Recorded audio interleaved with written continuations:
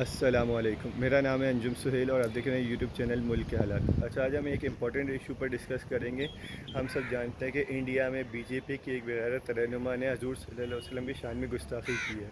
یہ سلسلہ پہلا نہیں ہے، اس سے پہلے فرانس میں گستاخی ہوئی تھی، اس سے پہلے ڈنمارک میں، اور یہ سالوں سے چلتا آ رہا ہے۔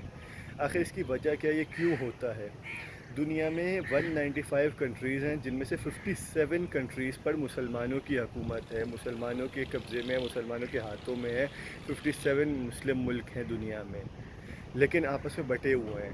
مڈل ایسٹ کے ملک الگ ہیں، یورپ کی سائڈ پہ جو مسلم ملک ہیں وہ الگ ہیں، ایشیا کی سائڈ پہ مسلم ملک الگ ہیں۔ آپس میں کوئی رابطے، آپس میں تعلق، OIC کمزور ہو چکی ہے، مسلمان بٹ چکے ہیں۔ یورپ کے 18-20 جو ملک ہیں یورپین یونین میں، ان کے خلاف، پوپ کے خلاف کوئی بات بول کے دکھاؤ، پھر وہ کیسے احتجاج کرتے ہیں، پھر پتہ چلے گا۔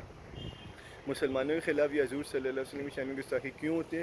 مسلمان متحد نہیں ہیں۔ دنیا میں 57 مسلم ملک ہیں، 7.5 ارب مسلمان ہیں دنیا میں، جس میں 2.25 ارب صرف 7.5 ارب انسان ہیں دنیا میں، جس میں سے صرف 2.25 ارب تو صرف مسلمان ہیں۔ 2.25 ارب مسلمان ہیں لیکن خاموش ہیں۔ جس دن یہ 57 مسلم ملک، یا 57 میں سے کوئی 20-25 مسلم ملک بھی متحد ہو گئے، ایک ہو گئے، ایک امت بن گئے، ایک پیج پر آ گئے، ہم آواز ہو گئے، دنیا میں کسی کی ہمت نہ ہوگی مسلمانوں کو کہیں بھی تکلیف پہنچانے کی، نہ کشمیر میں، نہ فلسطین میں، نہ سیریا میں، نہ عراق میں، نہ ایجپٹ میں، نہ مصر میں، نہ برما میں، نہ یہ حضور صلی اللہ علیہ وسلم کی شان کو گستاخی کرنے کی ہمت کر سکے گا۔ جب مسلمان متحد ہو جائیں گے، 25-30 مسلم ملک بھی متحد ہو جائے، OIC مضبوط ہو جائے، کسی کی ہمت نہیں ہوگی مسلمانوں کو تکلیف پہنچانے کی۔ تو ہم سب دنیا میں جتنے مسلمان بھی موجود ہیں، سب کو یہ کوشش کرنی چاہیے کہ آپس میں مسلمانوں کو متحد کیا جائے۔ پاکستان میں موجود مسلمانوں کو متحد کیا جائے، دنیا بھر میں جتنے مسلمان ہیں سب کو متحد کیا جائے، ایک پیج پر لایا جائے، OIC یا کسی مسلم آرگنائزیشن کے تحت سب کو متحد کیا جائے، جمع کیا جائے، اور ایک آواز ہو کر جب مسلمان جواب دیں گے ان کافروں کو، ان یہودیوں کو، عیسائیوں کو، تو ان کے باپ میں بھی ہمت نہیں ہوگی مسلمانوں کو تکلیف پہنچانے کی، یا مسلمانوں کی دل آزاری کرنے کی، یا حضور صلی اللہ علیہ وسلم کی شان میں گستاخی کرنے کی۔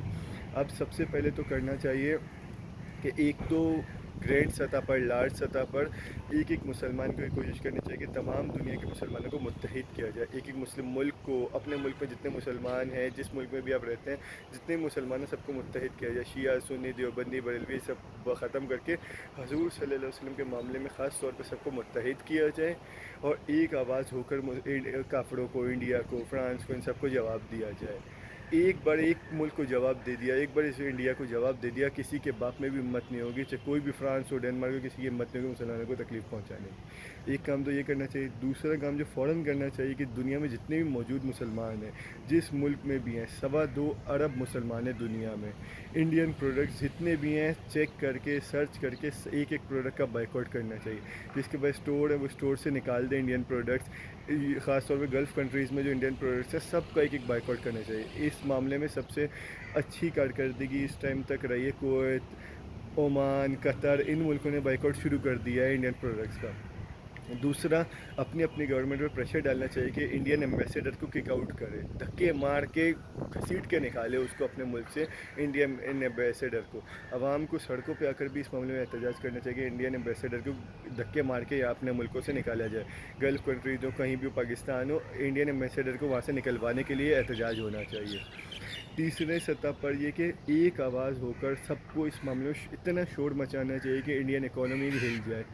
اکانومی کے خلاف، انڈیا کے خلاف اتنی آواز اٹھانی چاہیے کہ UN میں، OIC میں سب کو جگانا پڑے گا، کیونکہ یہ سارے سو رہے ہیں۔